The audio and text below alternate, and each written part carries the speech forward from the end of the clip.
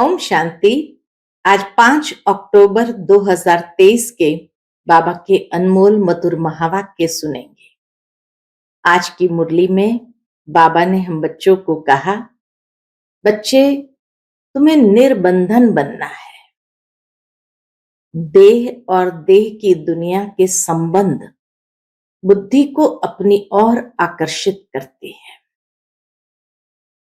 अर्थात देह अभिमान में आना ही बंधन क्रिएट होना है।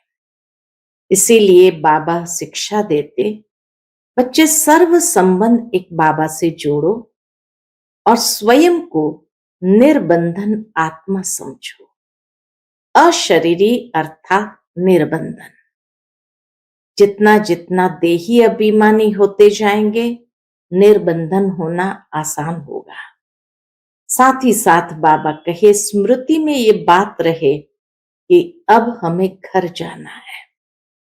बुद्धि उपराम होती जाएंगी तो सहज ही निर्बंधन होते जाएंगे, नष्ट मोहा बनते जाएंगे और बाबा के संग घर चलेंगे। तो सुनते हैं आज के बाबा के अनमोल मधुर महावाक्य। ओम शांति। मीठे बच्चे, बाप से सर्व संबंध रखो तो बंधन खलास हो जाएंगे। माया बंधन में बांधती है और बाप बंधनों से मुक्त कर देते हैं। आज की मुरली से प्रश्न है, निर्बंधन किसे कहा जाता है? निर्बंधन बनने का उपाय क्या है? उत्तर, निर्बंधन अर्थात अशरीरी। निर्बंधन अर्थात अशरीरी। देह सहित देह का कोई भी संबंध बुद्धि को अपनी तरफ न खींचे। देह अभिमान में ही बंधन है। देही अभिमानी बनो तो सब बंधन समाप्त हो जाएंगे। जीते जी मर जाना ही निर्बंधन बनना है। बुद्धि में रहे, अब अंत का समय है। नाटक पूरा हुआ, हम बाप के पास जाते हैं तो निर्बंधन बन जाएंगे। आज की मुरली से पहले गीत बजा है, जिसका साथी है भगवान, उसको क्या रोके आंधी या तूफान। ओम शांति। बाप बैठ बच्चों को समझाते हैं। अब इतने बच्चे हैं तो जरूर बेहद का बाप होगा। बाप समझाते हैं, कहते हैं, निराकार शिव बाबा। बेहद का बाप समझाते हैं तो बाबा कहते भी है निराकार शिव बाबा। ब्रह्मा को भी बाबा कहते हैं। विष्णु व शंकर को बाबा नहीं कहेंगे। शिव को हमेशा बाबा कहते हैं। शिव का चित्र अलग, शंकर का चित्र अलग है। गीत भी है शिवाय नमः। फिर कहा जाता है, तुम मात पिता हम बालक तेरे। यह भी समझाना बहुत सहज है कि बरोबर निराकार शिव को ही बाप कहते हैं। वह है सभी आत्माओं का बाप। शंकर व विष्णु निराकार तो नहीं है। शिव को निराकार कहेंगे। मंदिरों में उन सब के चित्र है। भक्ति मार्ग में कितने चित्र हैं? ऊंचते ऊंच चित्र दिखलाते हैं शिव बाबा का। फिर ब्रह्मा विष्णु शंकर का चित्र दिखाते हैं, उनका भी रूप है। जगत अम्बा जगत पिता का भी रूप है। लक्ष्मी नारायण का भी साकारी रूप है। बाकी एक ही भगवान है निराकार। परंतु उनको सिर्फ गॉड कहने से मनुष्य मूंझते हैं। पूछो, गॉड तुम्हारा क्या लगता है? कहेंगे फादर। तो यह सिद्ध कर बतलाना है, गॉड फादर है। फादर रचता है तो मदर भी चाहिए। मदर बिगर फादर कैसे सृष्टि रचेंगे? वह फादर कब आएंगे?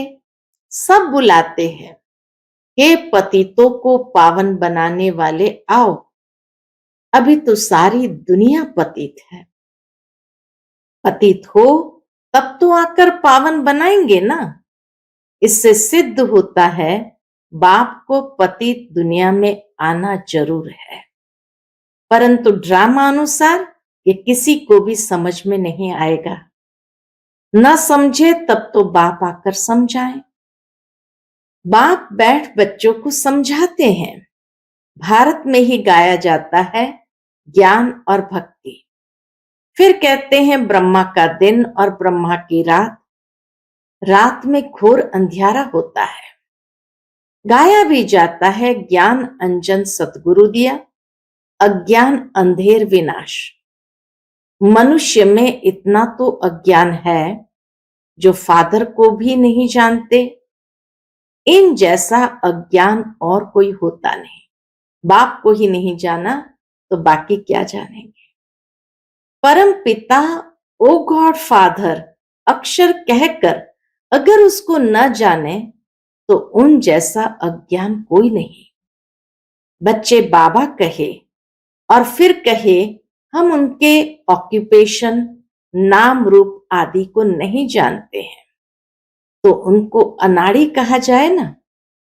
यही भारतवासियों की भूल है, जो फादर कहते हुए फिर उनको जानते नहीं। गाते हैं ओ गॉड फादर, आकर पतितों को पावन बनाओ, दुख से छुड़ाओ, दुख हरकर सुख दो। बाप एक ही बार आते हैं, ये तुम जानते हो नंबरवार। कोई तो समझते नहीं कि हमको बाप से पूरा वर्षा लेना है। बाप का पूरा परिचय नहीं, इसलिए कहते हैं क्या करे बंधन है। जीते जी मरना आ जाए तो तुम्हारा बंधन खलास हो जाए। मनुष्य अचानक मर जाते हैं तो बंधन छूट जाते हैं। अभी तो सबके बंधन छूटने वाले हैं। तुम्हें जीते जी निर्बंधन अर्थात अशरीरी बनना है। बाप कहते हैं इन शरीर के बंधनों आदि को भूल जाओ, अपने को आत्म समझ मुझ बाप को याद करो। बाकी बंधन तब लगता है जब तुम देह अभिमानी बनते हो। फिर कहते हो कैसे छूटे। बाप कहते हैं भल गृहस्थ व्यवहार में रहो, परंतु बुद्धि में रहे हमको वापस जाना है। जैसे नाटक का जब अंत होता है तो एक्टर्स नाटक से जैसे उपराम हो जाते हैं। पार्ट बजाते बजाते बुद्धि में रहता है बाकी थोड़ा टाइम है, ये पार्ट बजाकर फिर घर जाएंगे। तुमको भी ये बुद्धि में रखना है, अभी अंत है। हम दैवी संबंध में जाते हैं। इस पुरानी दुनिया में रहते ये बुद्धि में रहना चाहिए कि हम बाप के पास जाते हैं। गाते भी है हम तुम पर बलिहार जाएंगे, जीते जी तुम्हारा बनेंगे। ऐसे बाबा से वायदे किए हैं।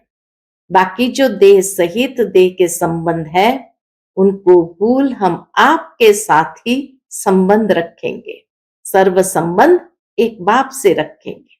संबंध है तो याद करो। उस संबंध के आधार पर बाबा कहे याद करो, प्यार करो। बाप से अथवा अपने प्रीतम से बुद्धि का योग लगाओ तो तुम पर जो जंक लगी है वह उतर जाएगी। योग तो गाया हुआ है ना, और सब जिस्मानी योग है। मामा, चाचा, काका, गुरु, गोसाई आदि सबसे योग रखते हैं। बाप कहते हैं इन सब से योग हटाए मुझ एक को ही याद करो। देह के सारे संबंधों को भूल एक बाप को ही याद करना है। योग मुझ एक के साथ लगाओ, देह अभिमान में नहीं आओ। देह से कर्म करते हुए भी ये निश्चय करो कि हम पार्ट बजा रहे हैं। इस पुरानी दुनिया का अब अंत है, अभी हमको वापस जाना है। देह सहित देह के सब संबंधों से उपराम होना है।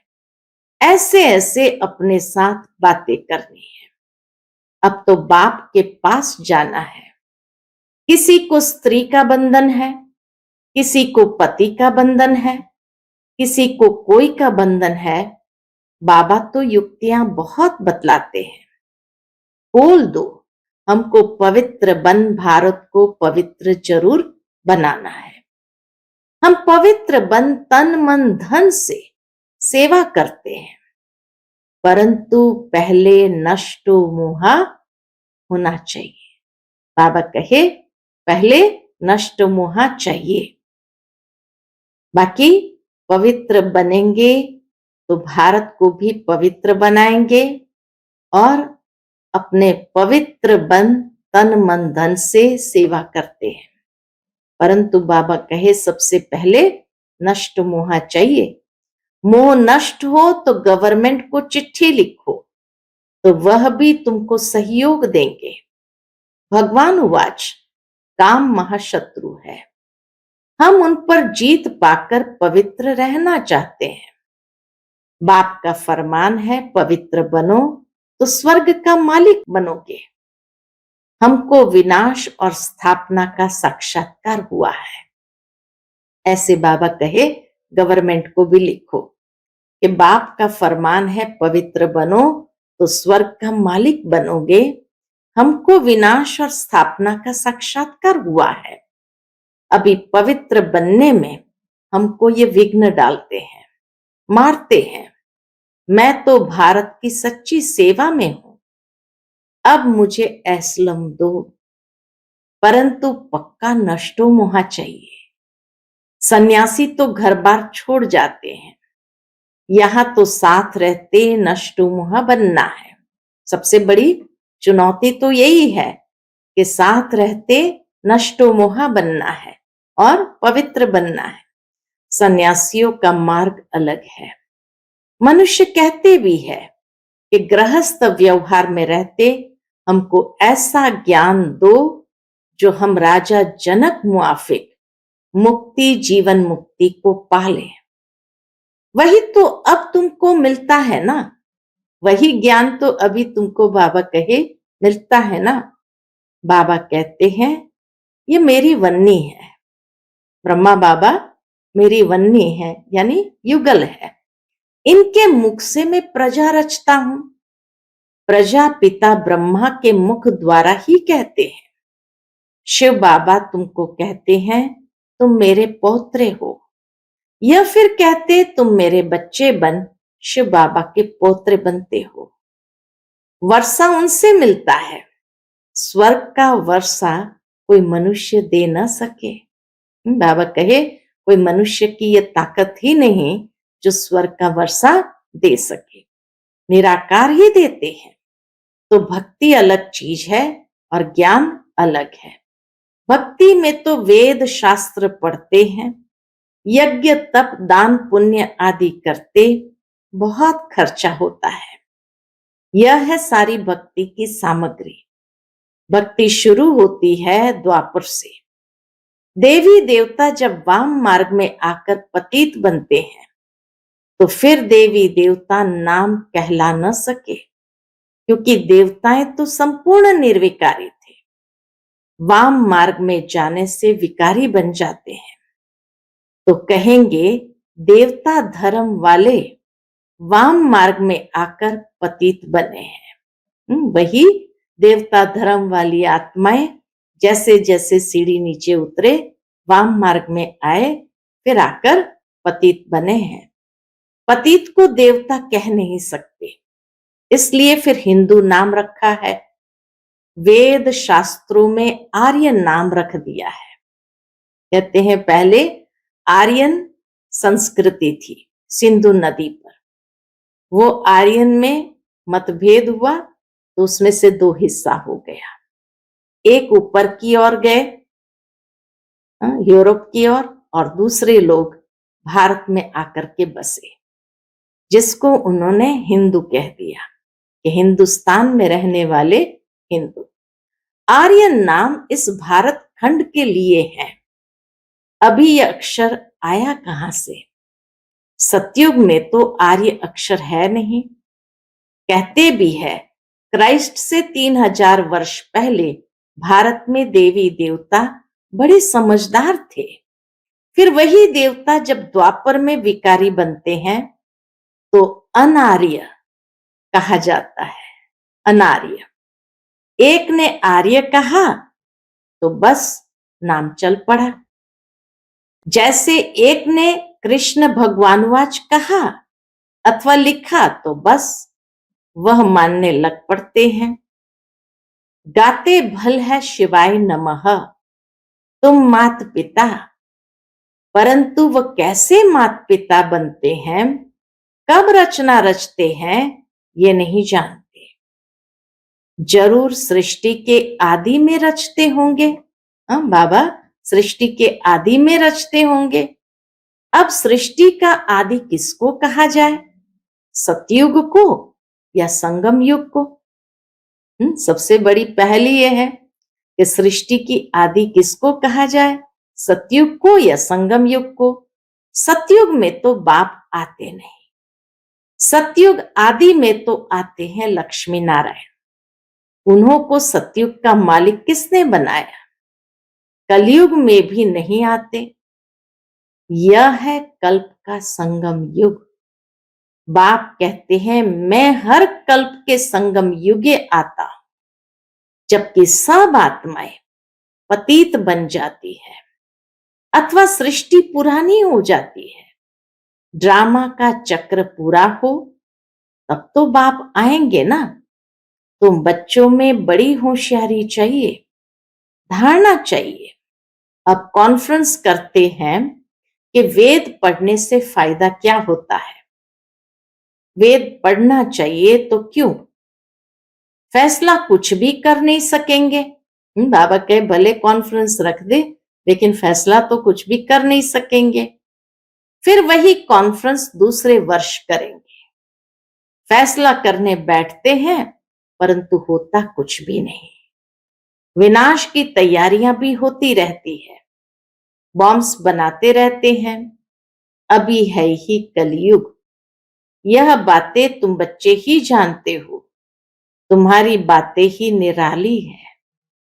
तुम जानते हो मनुष्य मनुष्य को गति सदगति दे न सके।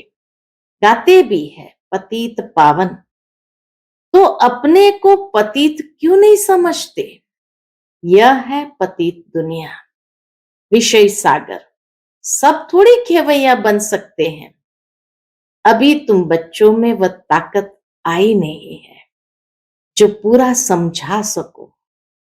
अभी तुम इतना होशियार नहीं बने हैं। उस समय तो धीरे धीरे एक एक राज बाबा खोलते थे, तो इसीलिए बाबा कहे तुम्हारे में अभी इतने होशियार नहीं बने हैं। योग भी नहीं है। अब तक छोटे बच्चों मुआफिक रोते रहते हैं, माया के तूफान में ठहर नहीं सकते हैं। देह अभिमान बहुत है, देही अभिमानी बनते नहीं। बाबा कहे देह अभिमान बहुत है, देही अभिमानी बनते नहीं। बाबा तो बार बार कहते हैं, क्या कहते हैं? अपने को आत्मा समझो। अभी हमको वापस जाना है। सभी एक्टर्स जो अपना अपना पार्ट बजाते हैं, सब शरीर छोड़कर वापस घर जाएंगे। तुम साक्षी होकर देखो, देहधारी संबंधों में देह में मोह क्यों रखते हो? विदेही बनते नहीं, फिर विकर्म विनाश नहीं होते। बाप को याद करते रहे तो खुशी का पारा चढ़े। हमको शिव बाबा पढ़ाते हैं, फिर हम देवी देवता बनेंगे, तो अपार खुशी होनी चाहिए ना। बाबा कहे इतनी अपार खुशी होनी चाहिए ना। तुम जानते हो भारतवासी जब सुख में थे तो बाकी सब मनुष्य निर्वाण धाम शांति धाम में थे। अभी तो कितने करोड़ों मनुष्य है। अभी तुम पुरुषार्थ कर रहे हो किस बात का? जीवन मुक्ति पाने का। बाकी सब वापस चले जाएंगे। पुरानी दुनिया बदल नई दुनिया बननी है। नया तो बाप ही बनाएगा। सैपलिंग लग रही है। यह है दैवी फूलों का सैपलिंग। कांटे से तुम फूल बनते हो, बगीचा पूरा तैयार हो जाएगा तो ये कांटों का जंगल खत्म हो जाएगा। इनको आग लगनी है, फिर हम फूलों के बगीचे में चले जाएंगे। क्यों न मम्मा बाबा को फॉलो करें। गाया हुआ है फॉलो फादर मदर। जानते हो ये मम्मा बाबा लक्ष्मी नारायण बनेंगे। इन्होंने ही 84 जन्म बिताए हैं। तुम्हारा भी ऐसे ही है। सैंपल एक है, बाकी सब उसी आधार से बनते हैं। इनका मुख्य पाठ है, लिखा भी जाता है, बाप आकर सूर्यवंशी चंद्रवंशी स्वराज्य फिर से स्थापन कर रहे हैं। कितना समझाया जाता है तो भी देह अभिमान टूटता नहीं है। मेरा पति, मेरा बच्चा, अरे ये तो पुरानी दुनिया के पुराने संबंध है ना। मेरा तो एक शिव बाबा, दूसरा न कोई। सभी देहधारियों से ममत्व मिट जाना बड़ा मुश्किल होता है। बाप समझ जाते हैं इनका ममत्व मिटना मुश्किल दिखता है। शक्ल ही ऐसे देखने में आती है। कुमारियां अच्छी मददगार बनती है। बाबा के कार्य में कुमारियां अच्छी मददगार बनती है। अच्छा, मीठे मीठे सिकिलते बच्चों प्रति माता पिता बाप दादा का याद प्यार और गुड मॉर्निंग। रूहानी बाप की रूहानी बच्चों को नमस्ते। हम सब रूहानी बच्चों की रूहानी माता पिता बाप दादा को याद प्यार, गुड मॉर्निंग और नमस्ते। नमस्ते। शुक्रिया बाबा, शुक्रिया। आज की मुरली से धारणा के लिए मुख्य सार है।